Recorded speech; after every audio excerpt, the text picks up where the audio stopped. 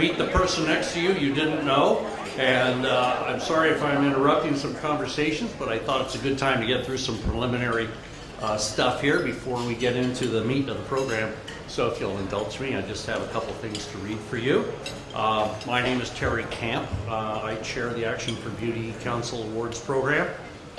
The Walnut Creek Action for Beauty Council acknowledges and encourages superior design and high quality development in Walnut Creek to ensure a livable, desirable, and robust community environment.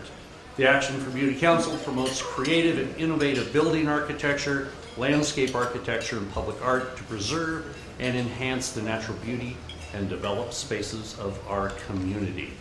And I've received a list of some people I'd like to acknowledge, whether you could stand or raise your hand.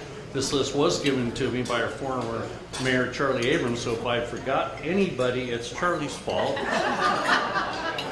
I'd like to acknowledge our former mayors in the room: Bob Schroeder, Sue Rainey, Charlie Abrams, and Gwen Regalia.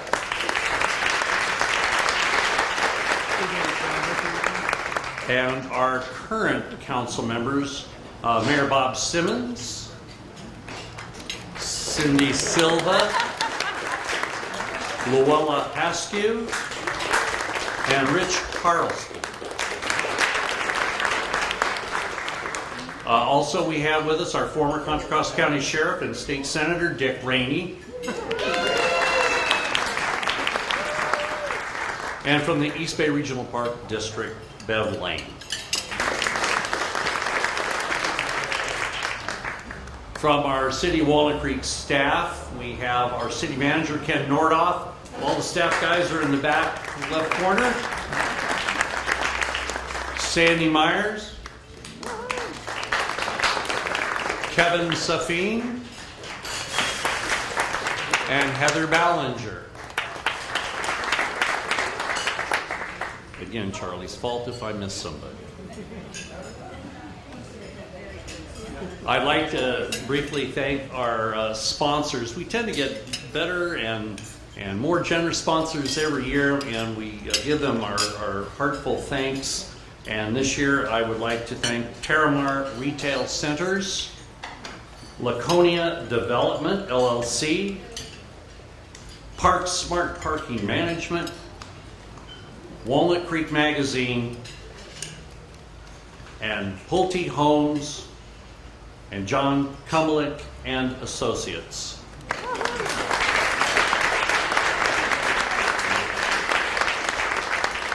I told John Kumlick that this year I would try my best to pronounce his name correctly, but I was informed his check didn't clear yet, so I can mispronounce it.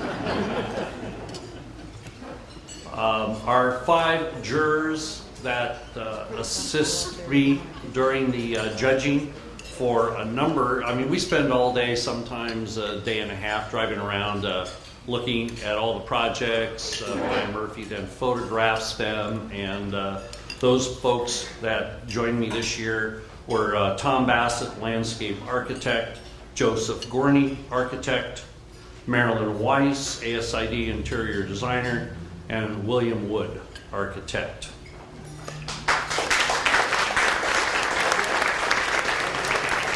And finally, our last acknowledgments are current council members for ABC council members: Janet Abrams, Pam Kessler, Brian Murphy, Sue Rainey, Cindy Silva, and again, Marilyn Weiss. Thanks all for putting this together. And just a couple things, and I'll let you go until it's time for our speaker. It's been a heck of a year for construction and change in Walnut Creek, and it got to the point where we thought that it was most appropriate to think of some kind of animal that would represent Walnut Creek. Other people have mascots and stuff, so we had given it thought, and we looked in folklore, worldly folklore, to see what would best represent our joy, prosperity, and fidelity. Those were the 3 things we looked for. And we found that the best animal to represent that and be a landscape architect, I love to use binomial nomenclature, is the Grus Linnaeus portus, commonly known as the common crane. And Walnut Creek is growing, and our cranes are slightly larger than the common crane seen throughout the world. They're beautiful. They're beautiful. And you know, I think we ought to eat, and then I'm going to introduce you to our speaker in a few minutes. Thanks for bearing with me. Ladies and gentlemen, we are now ready to begin the part of the program.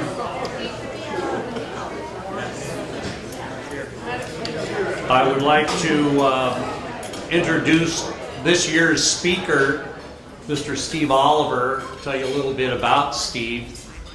Steve Oliver is president of the award-winning construction development firm Oliver & Company, and they're based in Richmond, California. Steve's company's built over 1,000 buildings in the Bay Area, including the California College of Arts in Oakland and San Francisco, the Berkeley Repertory Theater, the Charles M. Schulz Museum in Santa Rosa. He is a well-known philanthropist, advocate, civic leader in the Bay Area. Steve is a former chairman of the board of the San Francisco Museum of Modern Art and currently serving as chairman of the board for the United States Artists. Steve's also served as chairman of a division of the National Endowment for the Arts and has served on the boards of numerous arts organizations, including the California College of the Arts, Mills College Art Museum, the Smithsonian's Hirshhorn Museum and Sculpture Garden, Artists Legacy Foundation, and Community Arts Stabilization Trust. Steve and his wife Nancy are respected collectors of contemporary art.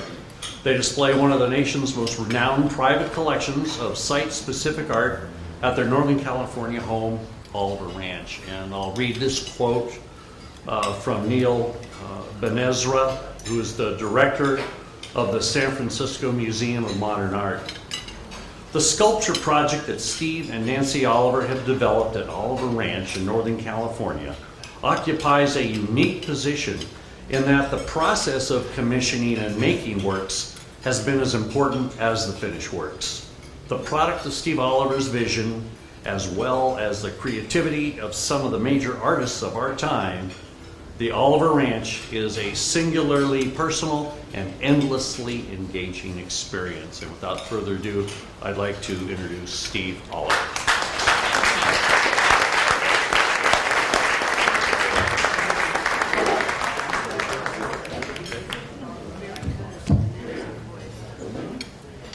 Glasses? Oh, great. Let me set these over here. Thank you for that. Yeah, I got it. Thank you. I didn't need to bring a 13-year-old with me. I have this talented lady right here. Thank you for that. My apologies for that introduction. It was too long and only half true anyway. So it's I should say that I got time off for good behavior after 25 years on the board of the Museum of Modern Art, and we were talking to someone I was sitting next to about their new museum will open here in April of next year. We're all, those of us involved for a long time, have been very excited about that. I chaired the original campaign for the Museum of Modern Art on 3rd Street, which was $85 million campaign, and we raised $95 million. At that time, it was the biggest campaign in the history of California. And I tell that story only because the campaign for the new building is $650 million, about how life has changed in the city of San Francisco, and they got $420 million from the committee. So it's a different world than what's going on in San Francisco right now. And being in the construction business, we're building a fair amount of it, but it's a frenetic and crazy pace, unlike anything I've seen in my 45 years in the construction business. So in parallel with that sort of dishonorable occupation choice, I was born in Oakland and raised in downtown Oakland, and my wife in downtown Detroit. We sold the family home in Detroit for $6,000. People thought we made a killing.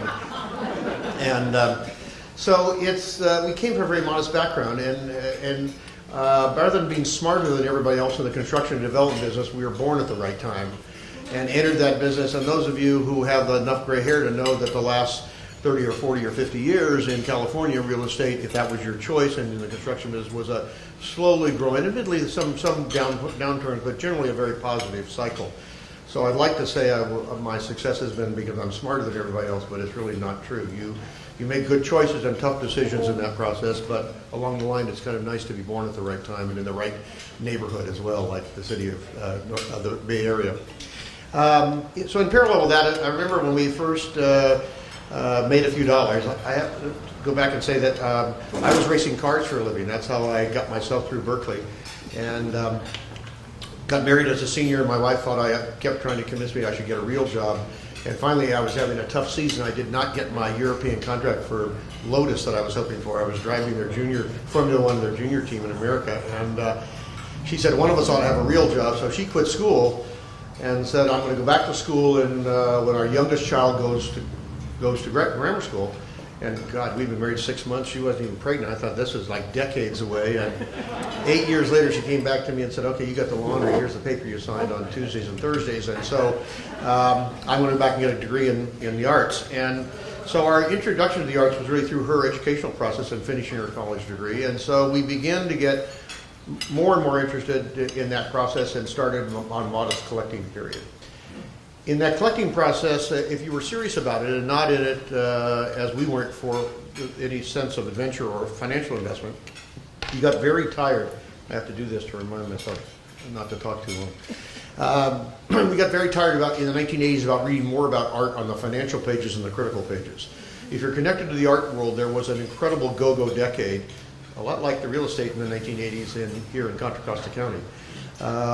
And that was one auction record after another. People were buying prints by the thousands of famous name autographs, and they were essentially investing in those prints. That all vaporized in 1990, but the 80s was a rather ugly period, financial period in the art world if you were a fairly honest and faithful patron. So we decided, we had bought this ranch.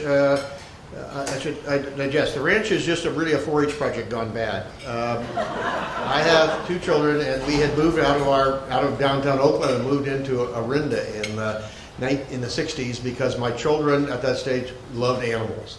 And we had dogs and cats and a couple of rabbits. And 2 crazy cousins of mine gave my daughter, my 9-year-old daughter, 2 lambs for her birthday.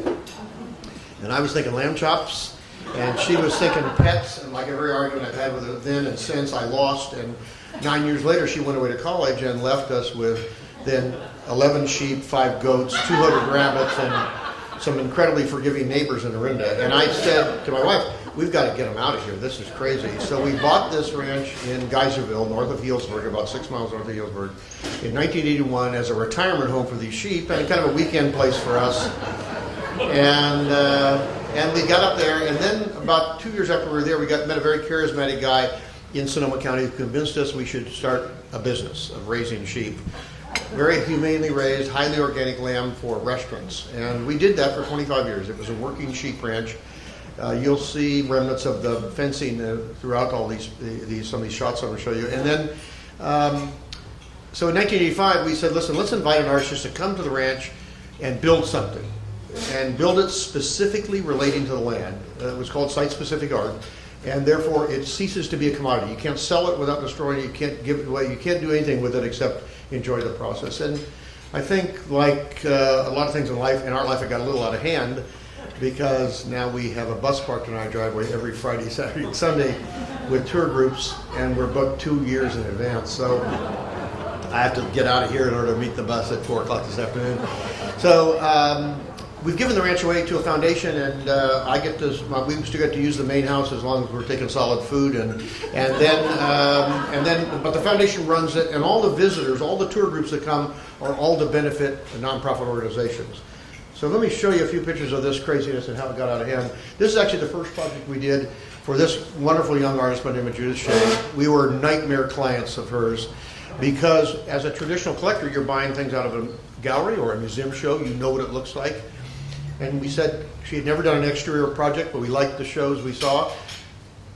Had her come to the ranch and do something. And for the first year, she did some sketches of what she wanted to build, and we whined. We were very good at that. And we said, oh, well, that wasn't what we were expecting. And finally, after a year of this wonderful woman finally said, tell me what you were expecting.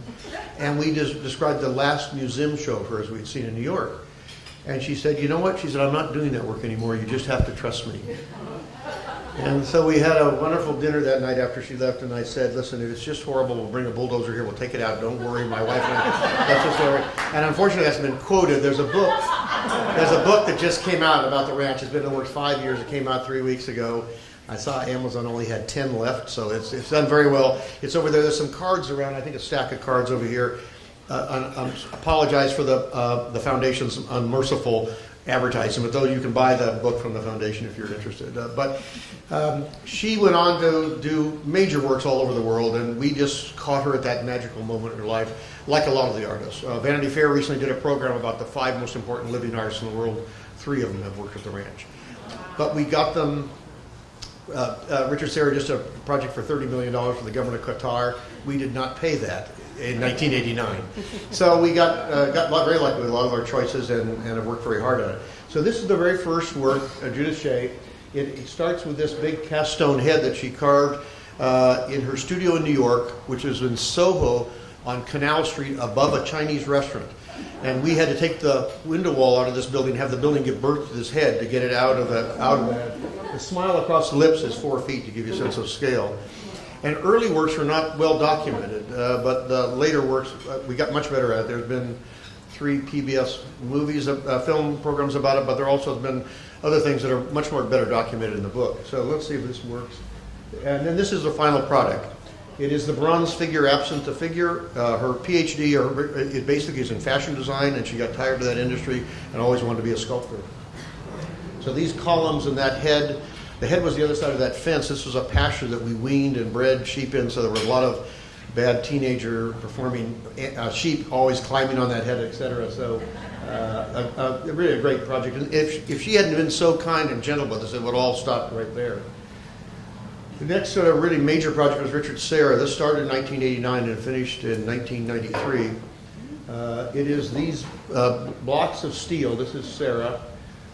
This is the heaviest block. This weighs 50 tons.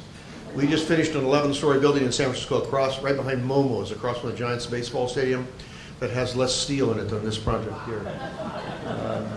These were cast a third again this size, heated to 2,300 degrees, pounded with a hammer. The hammer weighed 145 tons to compress them in these hyper-dense blocks of steel.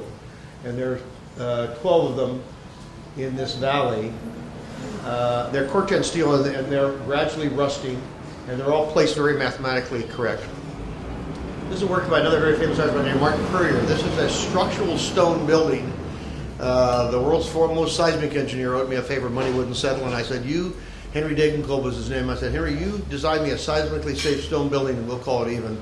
And this is it. Puryear, this is his first major project out of stone. This stone came from 11 different quarries around the United States, and it took these 5 stonemasons about 8 months to build this. And then this is the finished product. And he wanted all the United States represented, why it came from 9 different quarries around the United States. There's a father and 5 sons, Italian family in Healdsburg that are 4 generations in Sonoma County, and all the stonemasons were done by that. But this guy father was 76 years old, and he was so captivated by his relationship with Puryear, who is African American, born in the projects in Washington, D.C., speaks 5 languages, a MacArthur Genius Award winner, 2 PhDs, and one of the most extraordinary human beings, that he sent all the boys home. He said, I want to finish the top of this just with Martin and I. And it is quite an amazing project. This is a project that will come a little closer home as being a bit of architecture. This is the first time we collaborated with an artist and an architect. This is the guest house facility, what we call visiting artist studios. So artists who would come there either in a proposal format, come and they don't stay in short time, live between these 2 walls. These are concrete walls 472 feet long that cut through a hillside. And those walls are carved. The inside of the walls, the artist had total control to carve them. The outside, the architect did. So here's what it looks like. David Rabinowitz is the sculptor and Jim Jennings is the architect. This took, we cast the walls in a single cast into concrete, then we let them sit 9 months to cure before we started the carving. And then this is it. And then inside are there's a visiting art, there's two one-bedroom apartments and then a courtyard in between. And these are the interior. The artist and the architect collaborated on all the furniture. This was a very awkward thing for us. We didn't realize it, but every 10 years the Wall Street Journal, those of you in the design profession probably knew this and I did not know. Every 10 years the Wall Street Journal puts together a panel of 10 individuals, 5 world famous architects and 5 heads of university architecture programs. And they pick the 5 greatest buildings like this built in the world in the last decade. And this won that award in December of 2010, which was a wonderful honor for the artist and architect. And for me, I got a new phone system out of it because those of you in the business know that 2 months later, the AIA International Convention was in San Francisco.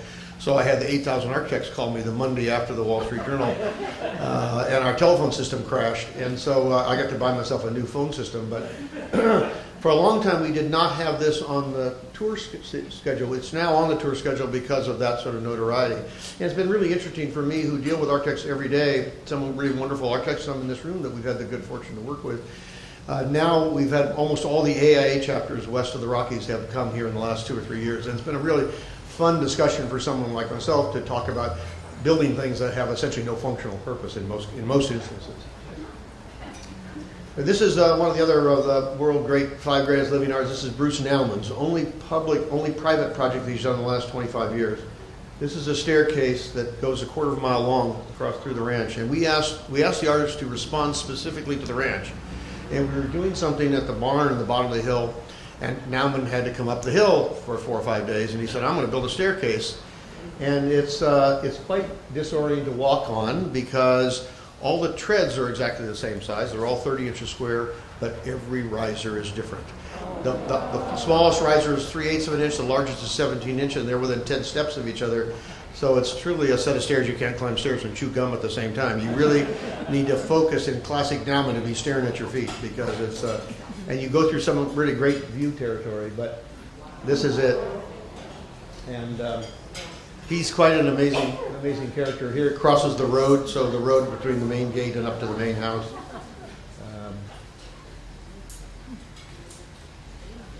So then the final project I think I'll show today is this tower project. This is really crazy, as if you hadn't figured that out already. That some of the guys in the white coats haven't got me yet, but this is worked by really a wonderful young woman by the name of Ann Hamilton, who signed a contract, took her retainer fee, and it took her 14 years before she could figure out what she wanted to build. She was, if you saw the TV program 2 weeks ago, she was honored with the National Medal of Arts by the president. Quite an incredibly brilliant woman. She finally said what the ranch lacked was a vocal cord, and that's what she thought she should build there. So this is the beginnings of a hole, and its shoring system. And this tower goes as far, it's an 8-story building. It goes as far in the ground as it goes in the air. It took 600 concrete trucks and 3.5 years to build. And just a bit of the reinforcement to you. In the middle of this first casting, she changed the rock in the concrete to a heavier rock because it was more colorful, and it added 16 tons of reinforcing steel just in the foundation. And here is it's nearing its completion, and there it is standing alone as an 8-story building. And these apertures are windows, ways for the body to inhabit the thickness of the walls, which are 3 feet thick, in repose. So somewhere you can sit in the windows on the inside, someone lay down. There's all kinds of ways to exist in there. But inside is this. It's a double helix of staircases. One staircase is for the audience, the other staircase is for the performers. And we commission new works of music and dance and poetry in the tower every year, and then we give each night to a nonprofit to raise money for their programming. And so it's been a really interesting exercise. This is, again, the only way to get an autograph if you're on the audience staircase is to swim, because you're on 2 completely separate staircases.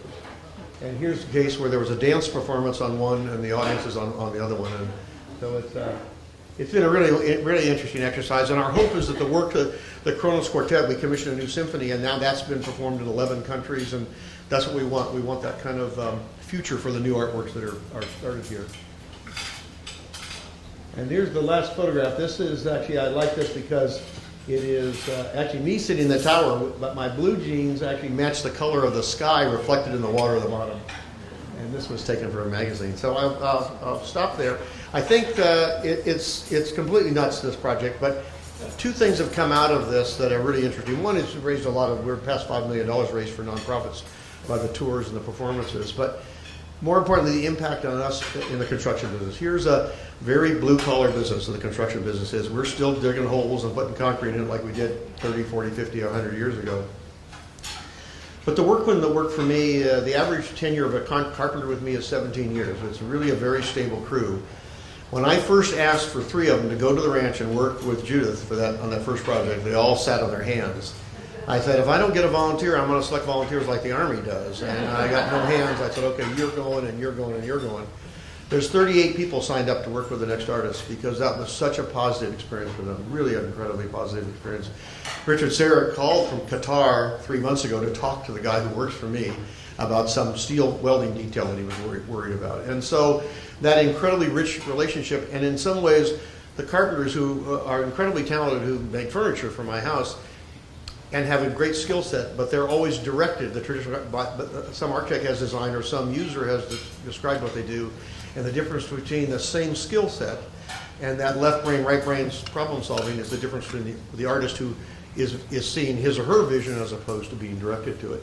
So it's been a really incredible, rich experience that I never could have imagined for us as a very traditional construction company. So with that, I look forward to seeing you all at the ranch someday. And we got a few minutes. If you got questions, I'd be happy to answer them.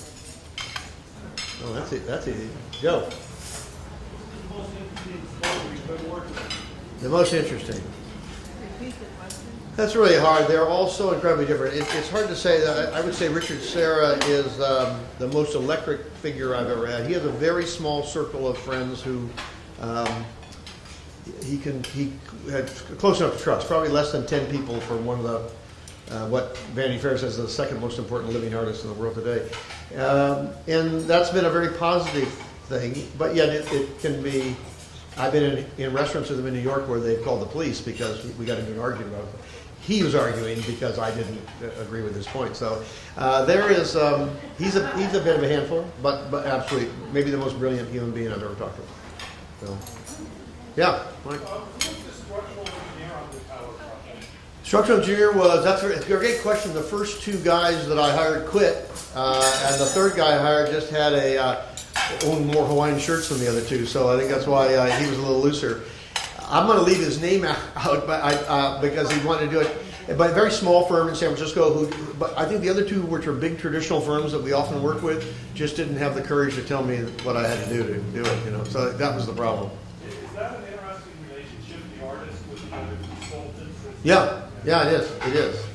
And they'll do the same thing. They'll often call that person back afterwards where they run into something similar. You know, so it's the other thing that was really different is that until about 4 years ago, we had more women artists than men on now it's about even. But I think that some of that was because the movements in the 60s and 70s freed women from more traditional materials. The single best welder I've ever seen in my life was this very attractive young woman who was one of the 3rd or 4th residents of the ranch. And I told my guys, I don't know what she's doing, but she's doing a lot better than you guys are. And I just rented folding chairs. I said, you just sit here for a week. And we're still using techniques that she taught them. And she was, 28 or 30 years old. Yeah. 2 questions. Are you adding more pieces? And secondly, on the stairs, do you have to meet some kind of code? How do you get away with not having railing and all that? The really great thing about Sonoma County, if you're building a temporary agricultural structure, you don't need a building permit. So that is actually a sheep exercise facility. And you saw Richard Serra's steel posts, our sheep scratching posts. And it just has to test our creativity. One, that's the good news. The bad news is that this year that the sold out performances and 4 performances in the tower that were sold out, that $200,000 that those nonprofits had to be returned because we're being sued by a guy who makes his living on ADA accessibility in Sonoma County. As long as we built it, it was fine. Once we gave it away, it became a public asset. Because we were worried about it, we started a research 2 years ago. So the most he can get out of us is $2,000. So he's sort of forgotten us. But the county can't do that, so that we can't get a permit from the county to have that gathering in the tower. So the consultants are working on some solutions, and we're working through all that. Did that answer you? The other one is, are you doing more? Oh, yes. We stopped 3 years ago because we gave the ranch away and endowed it. So in the future, there's 4 full-time staff that work there, and you can build new works and new performances. All that's, the endowment's all set. But we had the Lawyer Full Employment Act for 3 years, so we did not do that.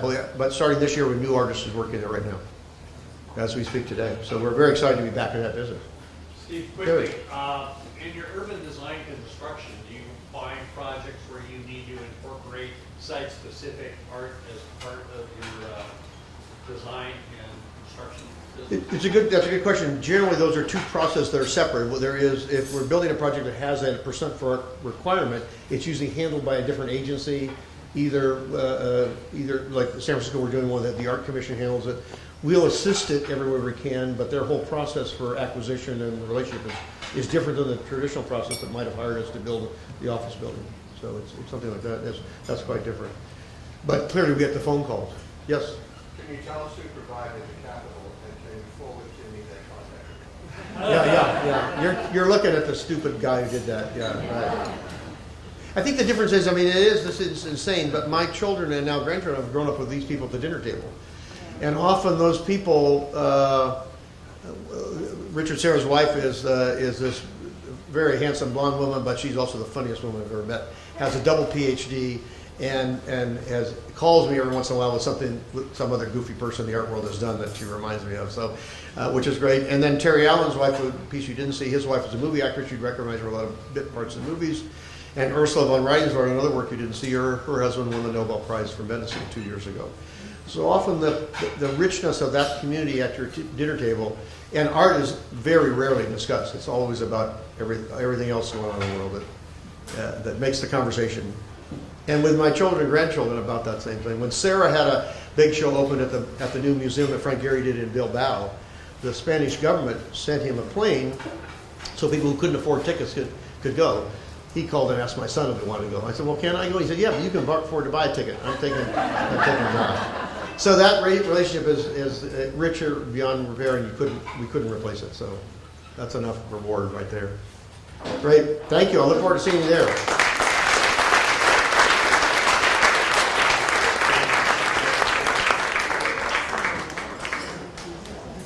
So, how cool is that? Wow. And now we will move on to the final aspect of this year's award ceremony, the awards themselves. I'd like the jury to come up and join me. We'll go ahead and announce the category, the candidates, and the project recipient. They can come on up here, receive the award, and I believe they will be photographed stage right over here while we're calling up the next award. So, where's my jury?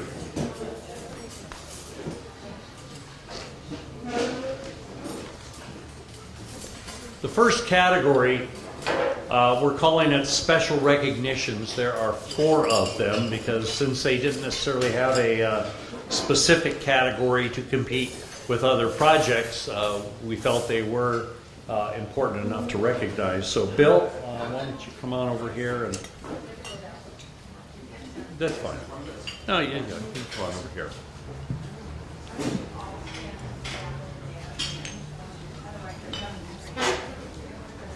Sorry, we don't want to cover the screen. The first recognition of our 4 recognized projects for the Community Awards today. First one is Atria, which is a senior housing project that was done off of Montego. Give it. I don't know if is John Jackson here. He's one of the representatives for the and also one of our jurors couldn't make it today. He fell ill, so we're taking up his projects that he was going to give the awards to. Was Tom Bassett, who's been a long-term on the design review, long-term friend, and we wish him well. And the first project he was going to give an award to was a senior housing project. So I made a point of going over to take Tom's place today for giving this award, and went over and met with Leo Morales, who actually I walked into the facility, and I actually went in and I wanted to meet who was running the place, just to get an idea of what's going on. And he comes out, and I realized that we knew each other from 15 years ago. I had moved my aunt at the time, who lived in Albany, New York, for 88 years. And she moved to California after 88 years, lived in a 5-mile radius for those 88 years, and moved to California and stayed in a place called Tiffany Court in Walnut Creek. And he was a director at Tiffany Court at the time. And I have to tell you a really quick story, because I know there's a lot going on today, but here's very quick. She had a tendency to wander when she got into her 90s. And one Christmas, she wandered up to the bus stop and in her nightgown, and the bus driver actually brought her back. And I got to meet him, and he said, yeah, she wanted to go to Albany, but I told her, I said, this bus line doesn't go there. And I said, well, she wasn't talking about Albany, California, she's talking about Albany, New York. So, Mr. Morales, who I met yesterday for the first time since I've seen him 15 years ago, introduced me to John Jackson, who could make it today to receive this award. And the award for senior housing has a lot of characteristics of this project that made it special. One was the fact that it was a difficult site. It's incredibly hilly, difficult for senior housing project, but inside has so many aspects of what I call senior housing is going to develop in the next 20 years. Something that many people, when they get older, can't remember where their room is, especially if they get in their 80s and 90s and even 100s. So they created memory boxes right next to the entrances to every one of their rooms for their own little memories of their life. Instead of putting a room number on the door, they actually have the memory boxes. They have little bistros for coffee, and I'll have John explain a little bit more, but I gotta commend them for a job well done. And not only is the project beautiful, but it's also the people that work there would make it special as well. So, John?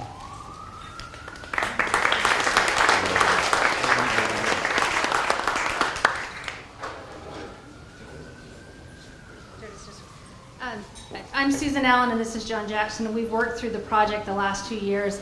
It's been a really exciting thing, and it's actually a beautiful community. In 2 weeks, on November 5th, at this Thursday evening, we've actually got a grand reopening where we're going to be sharing the community with the community at large. You're welcome to come and see what's going on. I've got some invitations, like 5 to 8 on Thursday night. We'd love to have you come see what's happening, but it's a beautiful community. Can I add anything? All right. Thank you.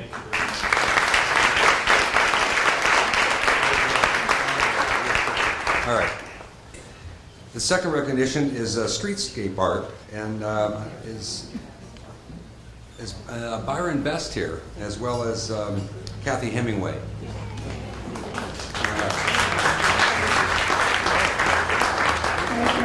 Some of you might have seen some of their work throughout the city. It's actually very unique. You see some of the transformers. Many buildings, as an architect, the ugliest part of our work is having to look at transformers out in front of buildings, as well as a lot of the fire risers and bells and things.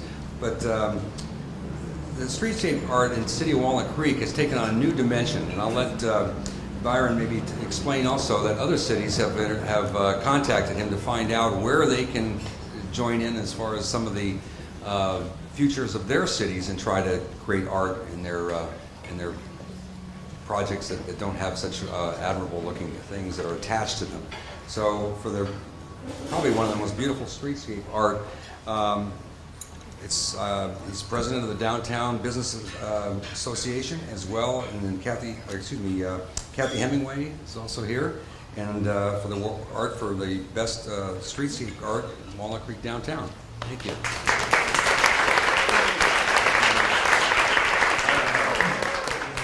Is that the city bird?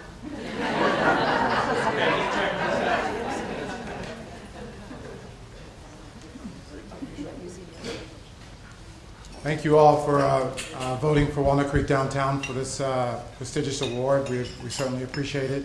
And this is definitely a community-driven award. We put the word out there to the arts community. It's an opportunity for them to showcase their work. It's also an opportunity for us to continue to beautify the downtown in a unique way. And as was mentioned, there are other cities who've reached out to us to ask us what the process is and how we created this beautiful streetscape. City of Santa Monica, City of Concord, City of San Francisco, and a couple of others have reached out to us. So it's definitely being noticed, and if you didn't know, we just created 10 more utility box wraps at Community Service Day just a couple of weekends ago. So thank you all.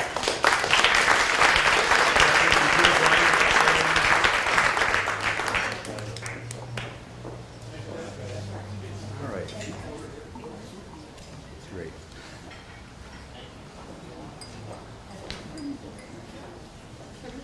The third recognition is the public art. Actually, it's a gradient column over at the Brio Apartments.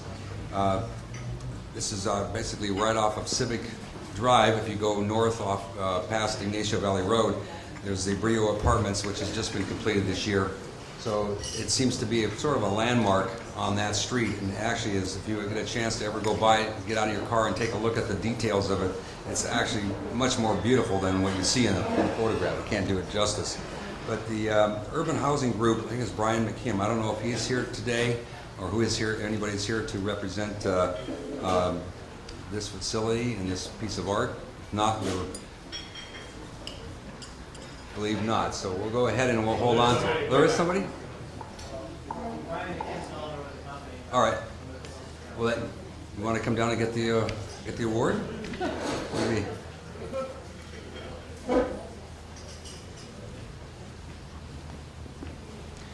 I don't know if you've got a little bit of history about the art as well.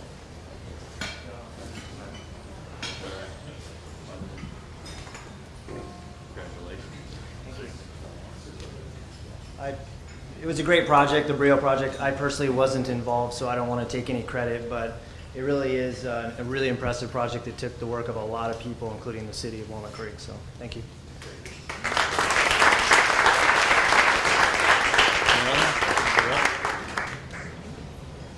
Thank you. It's too high for me. Good afternoon. Is it not in front of it? Okay. What would we do without Cindy? I don't know. The next award is actually a rather unique award. It is being given for an excellent reaction to our new city bird. And that is that with the cranes everywhere in the city comes construction fences.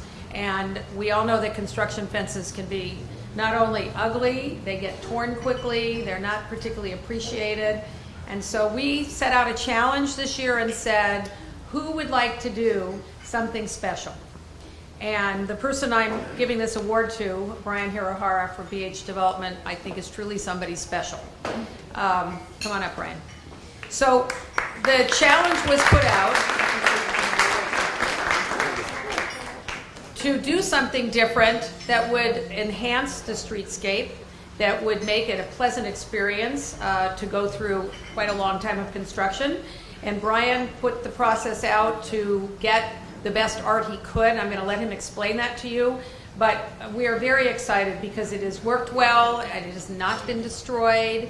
And, well, I don't know about that, but it has really represented us well on a very, very important corner at 1500 Mount Diablo. And we are very grateful to Brian for being the first person that will stand up and really spend a few bucks and be interested in how he can make something special that we're all going to enjoy. So the award goes to BH Development, and Brian, we appreciate all of your hard work, and I'd like you to explain the process, if you would, how you got that beautiful work. Thank you, Marilyn. Thank you. It's humbling. I aspire to be like Steve someday, and this is our humble beginnings of that. So this was actually a really fun little project. We partnered with Civic Arts Education Program in the city here, and they connected us with a pool of very enthusiastic and engaged artists, local artists. And we found that the artists were very cooperative and very interested in getting their exposure from their work. So a couple of fun things is that you can barely see on the left one, there's one of a koi pond behind Vada V where my office is, and I feed the koi every day. And I actually met the artist, and she says, yeah, I go down there all the time with my grandson and feed the koi. So she was really thrilled to get her work there, and I actually bought a copy of her art piece to put on my wall in my office. And then another artist, it's not shown here, but has an image of the barbershop Amplify that has the barber pole sign. And I told him, and he ran down during my haircut and took a look at it, and he goes, I want that. So we bought the rights to that and then did a reproduction of it in his window. So he was thrilled. He offered me free haircuts for life, but I didn't take him up for that. But at the end of the day, it was just a fun project to get to, again, with these local artists. They actually volunteered to help install the fencing.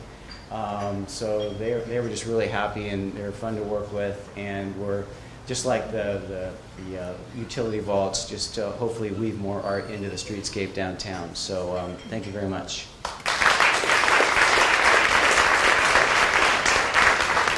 And now we are going to present the design awards. Bill, are you up?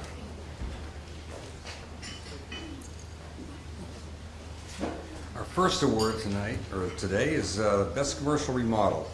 And the categories for Best Commercial Remodel are Muir Orthopedic, and the DaVita Dialysis, and Uniglow.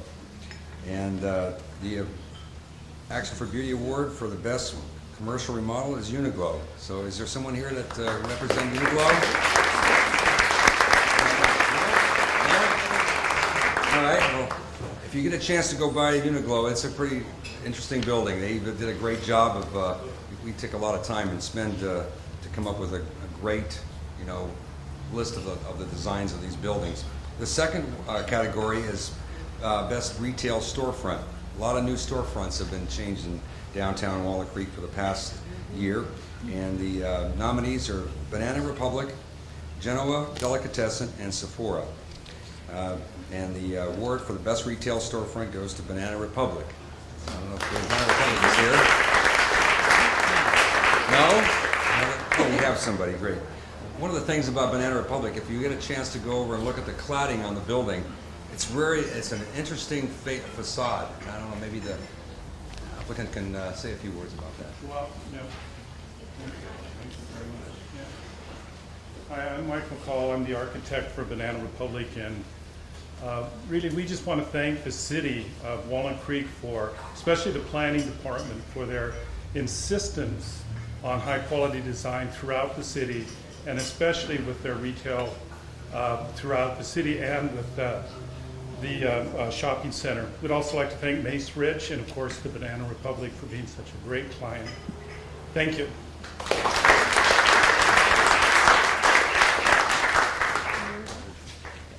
The next award is for the best restaurant makeover in Walnut Creek. This is one of my favorite awards because my wife and I eat out a lot.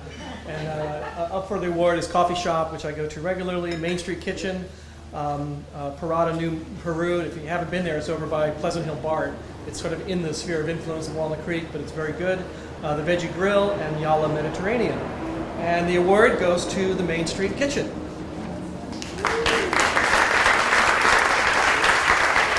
This is a nice little restaurant. It's getting quite a following. I know Tom Bassett and his wife like to go there a lot. And Arash and Lauren Gassemi are the owners. Lauren actually designed the interiors. They're very well done.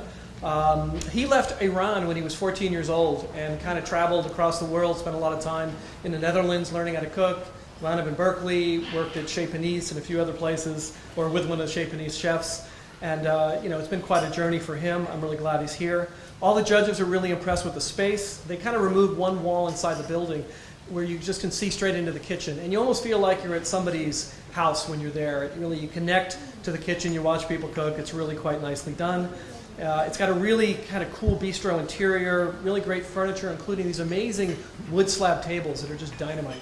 And it's kind of a mix of chairs, and they use old china that's kind of a mix, some of it chipped. So you really feel like you're in somebody's house after a while. It feels very homey when you're there with a certain amount of history.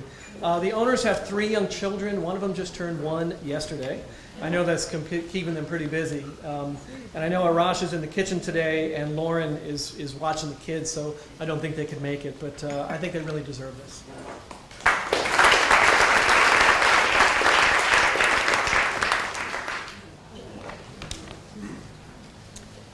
The next category is ownership residential.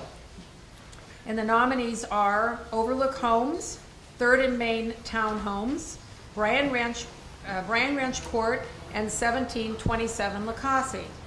The winner of that ownership residential award is 1727 Lacassie. Is someone here is there anyone here? They're not here. Yes, come forward, please. So if you haven't had a chance to really see this property, it's right close by. Just take a look. It's really, setting a class of its own. It is it's built by Prana, and there are 12 2-bedroom, 2-bath luxury condos, and I think I really mean luxury. Beautiful views, nice big terraces. It's an outstanding modern design. I'm thinking it's really more modern than contemporary. Beautiful colors, and I think it fits in our environment as well as one of the old, wonderful, historic properties here in Walnut Creek. We're getting a really nice mix of architecture that people are needing and wanting, and this is right in the downtown core. So if you buy this one, you can walk to dinner. I'm sure it's probably not sold. I heard you say. Anyway, it is my pleasure to present the award for the Outstanding Ownership Residential Project, 1727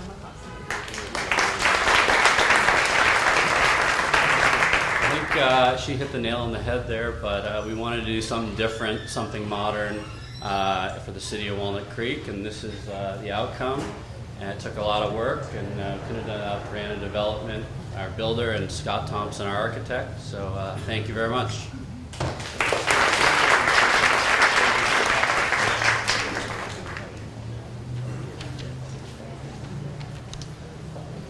Our next award is for residential rental, and there were 2 nominees this year, Brio and Arbolado, and the award goes to Arbolado.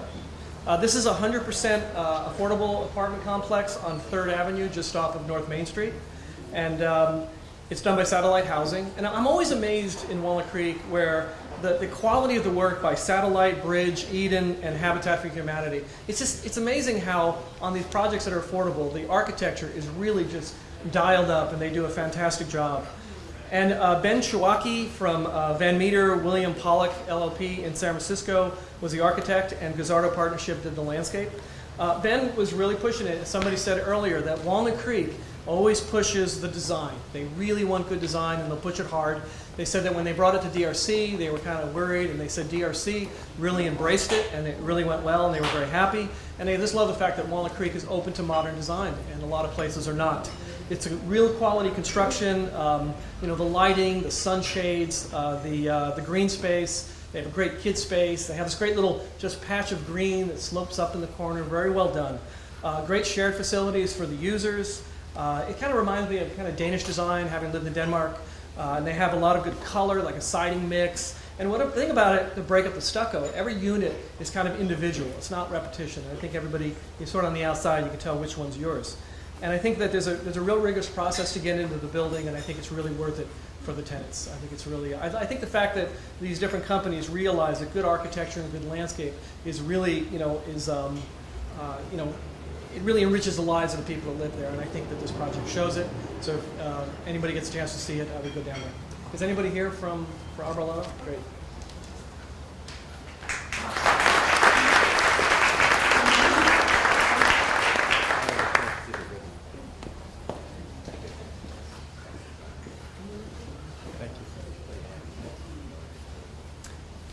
Yeah, it's a real honor to receive this award, very prestigious. It was a team effort. There's always lots of people involved. We had a great contractor, a great team of consultants. Corina Naus helped with the construction administration. So it all worked out great with the city of Walnut Creek as well. The planning process and the permitting and everything went very smooth. So thank you very much. I really appreciate it.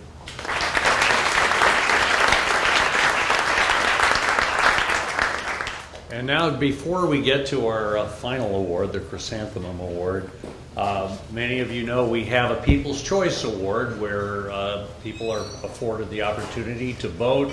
It's published with Walnut Creek Magazine, and this year We had the coffee shop, Main Street Kitchen, Veggie Grill, Yalla Mediterranean, and the Parada New Peru. And the overwhelming favorite was Yalla Mediterranean.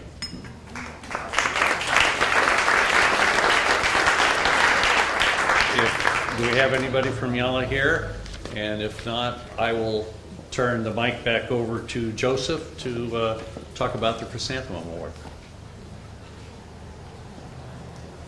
The Chrysanthemum Award is really the biggest award that is given by the ABC, and it's not even given every year. We have to make sure it's a project that everybody agrees just kind of stands out in its own way. And in this case, it's also the winner of the Best Commercial Project.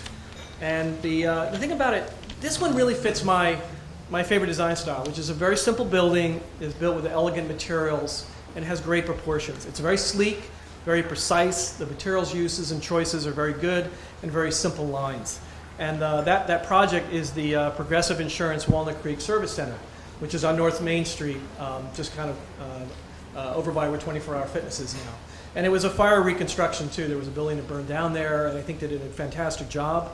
I met Amanda out there, and she gave me, it wasn't Flo, it was Amanda, and she's the front end supervisor, and she gave me a tour of the place. And I also met with Tom, who's one of the managers there, and they gave me a walkthrough. It's a really great concept. And you know, if you think about when your car is in an accident, you have to go to some body shop, and it's kind of a bizarre place with weird calendars on the walls and strange people making noises, and you don't feel comfortable doing it. And the way Progressive does it, you bring your car in, you meet with the technician there. It's a beautiful interior when you go inside. It's a great, it's kind of a white glove experience. And I'm sure they'll talk about it too, but you know, they really take care of you there, and they even inspect the work, and they have rental cars there, and you just feel comfortable there. And I look forward to wrecking my car again so I can go home. And so, you know, it's you know, they have like these great bright colored chairs inside, and things to eat, and even the people that work there when I went through, really ergonomic, you know, desks that you could stand at if you want to, and great lighting and art on the wall and colors, and a little bistro inside where people can eat together, and they even had these little enclaves where they can do coaching meetings and things. And I could see being really happy working there. I thought it was a really well done project. So Gary Bialis of Zaremba Group was the architect. Now they're out of Cleveland, Ohio, and if anybody knows, I was giving Cleveland a hard time recently in a design review meeting, and he was telling me all the wonderful things there. And so Terry Camp was the landscape architect. And so, you know, they do all the service centers, and they've done quite a few. And he said they normally use a prototype building that's got 4 columns in the front, and drive your car in, and that's it. But they went to the city of Walnut Creek, and the city of Walnut Creek said, nope, you're not going to do a prototype building in our town. And so, oddly enough, whoever the planner was, I don't know who it was, sent them down to look at Neiman Marcus. And the architect was kind of like, uh-oh. And so, and they even had another choice of site, I think in Concord, but everybody wanted to be here. And so, you know, and so, you know, he enjoyed that a lot. But the funny thing is, he said staff wanted there's a porch in the front. You drive into the porch. Staff apparently wanted the porch on the side and wanted the building on the street. And he kind of battled with the city on that, and I think he won. And it points out a good battle that, you know, the architect needed to fight with planning, and he won. And it's got a great porch in the front, and if you look at it, it has these veins on it that, you know, kind of cool. And the architect told me, in his mind, because they'd never done this before, they were kind of like surfboards stacked up in front of the building. I didn't have the heart to tell him how far we were from the ocean. It's really not a surfing town in California. But he enjoyed it. I think the building looks really great. So I think some people are here from Progressive, and nice job. Great job.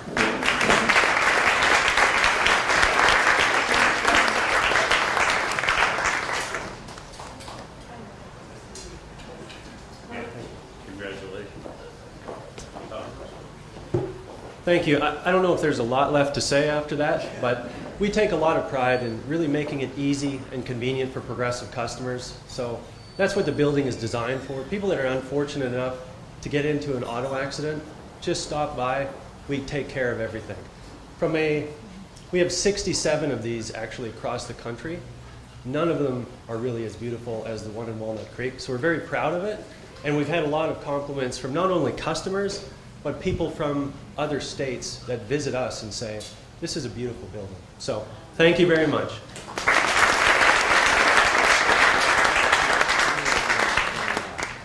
Great, thank you very much, and I want to thank all the award winners and all the candidates too, just because all the candidates didn't win awards doesn't mean they did not have outstanding projects. And I have learned from watching television that you never let your guest speaker leave without promoting his book.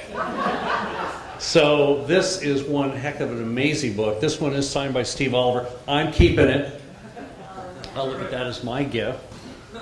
And you can get that online. Steve is here to talk to you afterwards. And there are some cards talking a little bit more about the ranch and contact information. And that's up at the table, and there'll be some out here. I want to again thank all the award recipients. Steve Oliver, special welcome. Thank you.